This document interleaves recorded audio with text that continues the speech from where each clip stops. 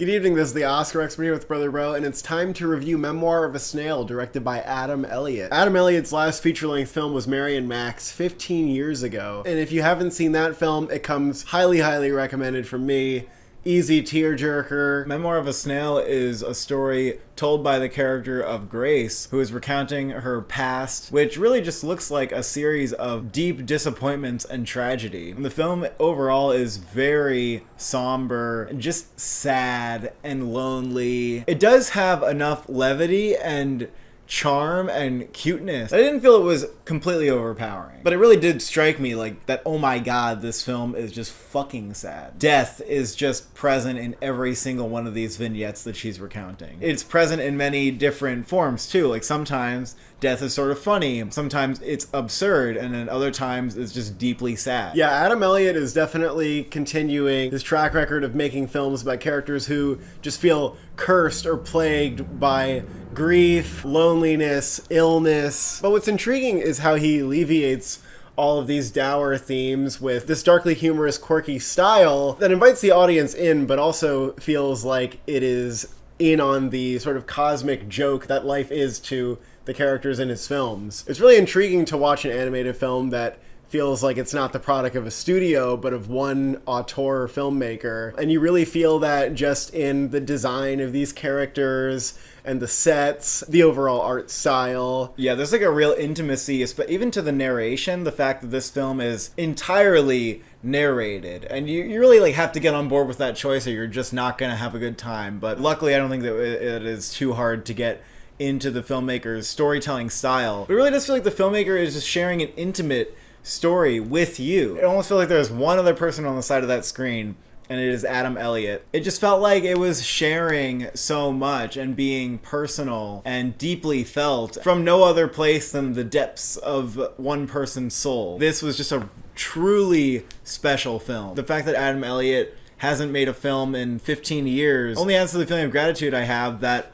I'm able to experience one of his films in this year. It really was just a treat, and it felt very healing and soulful. And I gotta say, you know, the ending of this film, maybe it's a little bit easy what it's doing, but it absolutely left me in a puddle of tears. I can't say that I actually got to the point of tears like I thought I would in this movie, which, you know, happened to me during Mary and Max for sure. I think I had a bit too strong of a feeling that my hand was being held throughout this.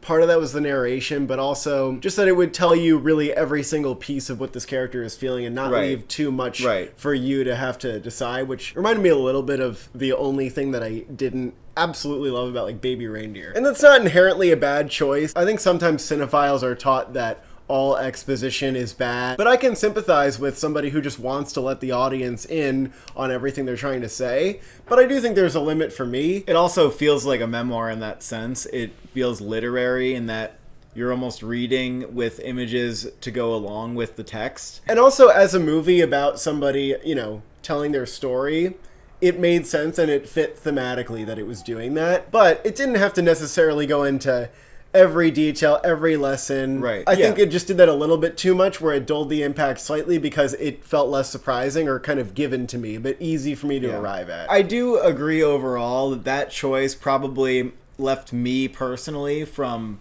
loving it more, especially in the sense that once you kind of realize something's happening, the film then explains it so that we're all on the same page about that thing, and it takes away that little sense of the audience discovering something for themselves. I think that's like the best argument against exposition in general, is that you as the audience, you want to feel like you're discovering what the movie has to say. But I don't begrudge the film for doing that. Many people are going to get more from that approach. I don't think every film should be attempting to strip down their explanation to as little as possible. And Adam Elliott's just clearly more interested in getting everybody on the same page and holding your hand, like you said. Again, I think it adds to the intimacy of, it feels like you're sitting across from somebody and they're telling you a story. And the animation is giving it this life and poignancy and joy. I really loved how Adam Elliott details the mundanity of his characters' lives. It feels like he is very close with a lot of these feelings, withdrawn personalities, people who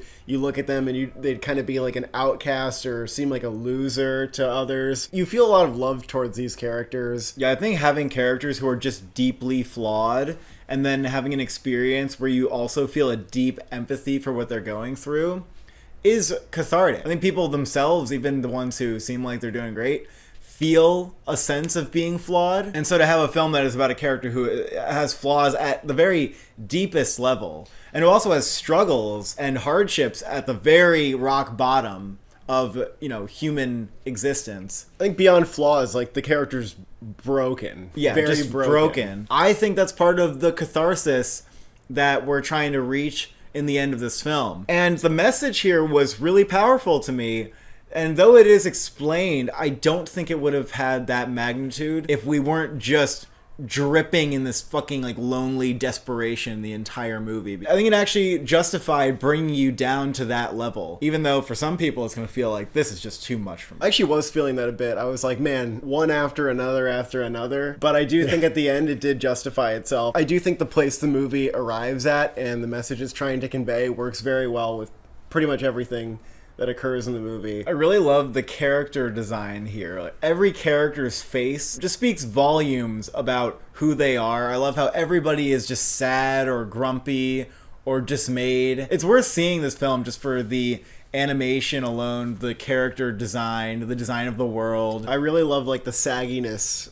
Yeah, like, where their eyeballs are stored. The eyes of these claymation figures were extremely expressive. I really think Adam Elliott is just a master of character design. The film is also really funny. There were some great comedic bits that made me wish I had seen it in a larger audience. I think the dark humor style is perfect. Also, the score here was fantastic. I mean, come on. Oh, I really liked the score. Yeah, that's definitely one of the year's best scores. It's just beautiful, and it plays throughout the film. It's very gentle. It's very piano focused. Definitely one for the Spotify playlist, and a score that could have you in tears from just listening to it alone. Yeah, I really like how this movie just steeps you in the mundanity of life. So gloomy that it becomes absurd and almost a little bit funny. Like, I just like this mix of tone that Adam Elliott is able to convey. I guess it's like his wheelhouse. I think he delivered. It didn't hit me as hard as Mary and Max did, but I still really like the movie. I would give it an 8 out of 10. I would give this a 9 out of 10. It may well be one of my favorite movies of the year. This movie better get an animated feature nomination. I think it's on track. Mary and Max, I think, was technically eligible to be nominated in its year, but it didn't really have a big US release at all, and I think this movie's making more of a splash than that did. This director did win a short film Oscar